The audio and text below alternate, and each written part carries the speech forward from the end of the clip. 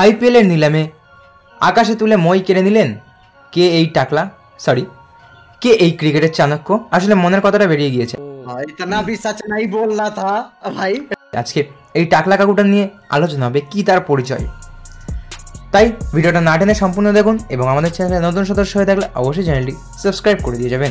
আসুন জেনে নেওয়া যাক বিস্তারিত। চাণক্যের থেকেও বড় মাস্টার মাইন্ড, তার চালে প্রচুর টাকা খসলো একাধিক ফ্র্যাঞ্চাইজির। রবিবার আইপিএল এর মেগা নিলামের প্রথম দিন আকর্ষণের কেন্দ্রবিন্দুতে দিল্লি ক্যাপিটালসের মালিক কিরণ কুমার গান্ধী।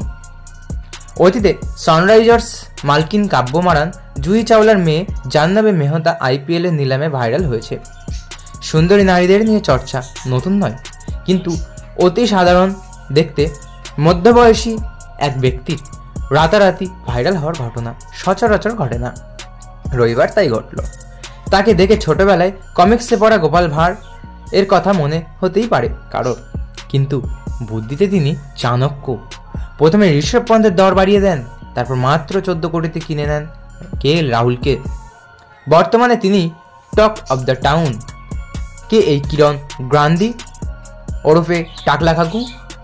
নিলামে আগ্রাসী বিডিং এবং বুদ্ধিদীপ্ত ট্যাক্সিসের জন্য পরিচিত তিনি। অনেকেই তাকে চাণক্যের সঙ্গে তুলনা করতে শুরু করেছেন।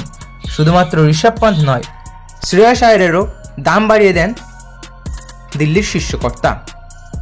কেকের আইপিএল জয়ী অধিনায়কের জন্য প্রীতি জিন্টার সঙ্গে ক্রমাগত দর কষাকষি চালাতে থাকেন। শেষ পর্যন্ত নিলামের টেবিলে লড়াই চালিয়ে যান, যার ফলে আকাশ ছোঁয়া দর ওঠে। আইপিএল নিলামের মাস্টার মাইন্ডের ক্রিকেটের বাইরে একটা আলাদা জগৎ আছে। শুধু 22 গজেই সীমাবদ্ধ নেই তিনি। কিরণ গান্ধী দিল্লি ক্যাপিটালসের চেয়ারম্যান এবং যৌথ মালিক। কমার্স গ্রাজুয়েট জিএম রাওয়ের ছোট ছেলে। 1999 সাল থেকে জিএমআর গ্রুপের বোর্ডের সদস্য। দিল্লি ডেয়ারডেভিলস গড়ে তোলার পেছনে তার অবদান অনস্বীকার্য।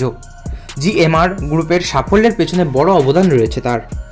দিল্লি, হায়দ্রাবাদ, ইস্তানবুল, মালে বিমানবন্দরে অনেক প্রজেক্ট পেতে সাহায্য করেন। দিল্লি বিমানবন্দরের টার্মিনাল 3 নির্মাণ কাজে গুরুত্বপূর্ণ ভূমিকা নেন তিনি। এছাড়াও জিএমআর গ্রুপের সমস্ত স্পোর্টস প্রজেক্টেরও দেখভাল করেন তিনি।